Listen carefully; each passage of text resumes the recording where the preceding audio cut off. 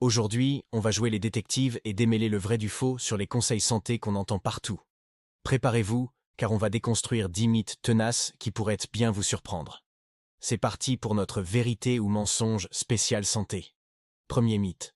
Le petit déjeuner est le repas le plus important de la journée. On l'entend depuis qu'on est tout petit, n'est-ce pas? Eh bien, vérité ou mensonge? C'est plutôt un mensonge. L'idée vient d'une campagne marketing des années 40 pour vendre plus de céréales. En réalité, l'important n'est pas tant quand vous mangez, mais c'est eux que vous mangez. Pour certaines personnes, un petit déjeuner équilibré donne de l'énergie. Pour d'autres, le jeûne intermittent, qui implique de sauter ce repas, a des bienfaits prouvés. L'essentiel est d'écouter votre corps et de lui donner les nutriments dont il a besoin, que ce soit à 8 heures du matin ou à midi. Alors, ne vous forcez pas à manger si vous n'avez pas faim au réveil. Mythe numéro 2. Il faut boire 8 verres d'eau par jour. Alors, on se balade tous avec notre gourde, en se forçant à atteindre ce chiffre magique? Mensonge. Cette recommandation est une simplification excessive.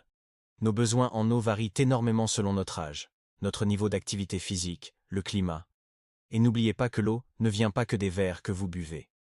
Les fruits, les légumes, les soupes, et même le thé ou le café contribuent à votre hydratation. L'indicateur le plus fiable reste la couleur de votre urine. Si elle est jaune clair, c'est que tout va bien. Buvez quand vous avez soif, c'est la meilleure règle. Passons au mythe numéro 3, un classique. Manger des carottes améliore la vue. Alors, est-ce qu'on va finir avec des yeux de lynx en mangeant des carottes à tous les repas? C'est un mensonge, ou du moins une grosse exagération. Ce mythe nous vient de la propagande britannique pendant la Seconde Guerre mondiale. Ils voulaient cacher leur nouvelle technologie de radar en prétendant que leurs pilotes avaient une vision nocturne exceptionnelle grâce aux carottes. Les carottes contiennent du bêta-carotène, que notre corps transforme en vitamine A, essentielle pour la santé des yeux. Mais une alimentation équilibrée vous en fournit suffisamment. Manger des tonnes de carottes ne vous donnera pas de super pouvoirs visuels. Mythe numéro 4. Les œufs sont mauvais pour le cholestérol. Pendant des années, on nous a dit de limiter notre consommation d'œufs à cause de leur jaune, riche en cholestérol. Vérité ou mensonge? C'est un grand mensonge.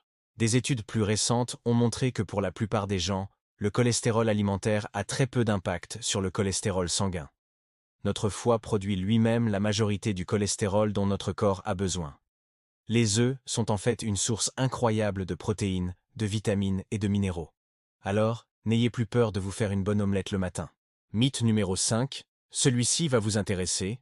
Faire du sport transforme la graisse en muscle. L'image est belle, mais est-ce la réalité? Malheureusement, c'est un mensonge. La graisse et le muscle sont deux types de tissus complètement différents. C'est comme vouloir transformer de l'eau en huile. Ce qui se passe réellement quand on fait du sport et qu'on mange bien, c'est qu'on perd de la masse grasse, et en parallèle, on gagne de la masse musculaire.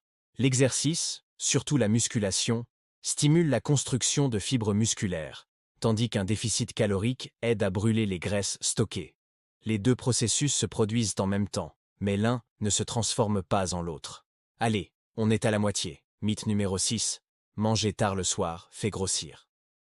Qui n'a jamais culpabilisé après un encas de minuit? Eh bien, respirer, c'est un mensonge.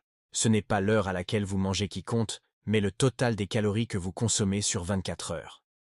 Une calorie reste une calorie, qu'elle soit ingérée à 20 heures ou à 23 heures. Le problème, c'est que le soir, on a tendance à grignoter par ennui ou devant la télé, souvent des aliments riches et peu nutritifs, ce qui fait vite grimper le total calorique de la journée. Si votre dîner ou votre collation du soir s'intègre dans votre bilan quotidien, il n'y a aucune raison que ça vous fasse prendre du poids. Mythe numéro 7, sur les vitamines. Les suppléments de vitamine C préviennent le rhume. À chaque hiver, c'est le même refrain. On se rue sur les oranges et les compléments. Mais est-ce vraiment efficace? C'est un mensonge, en grande partie.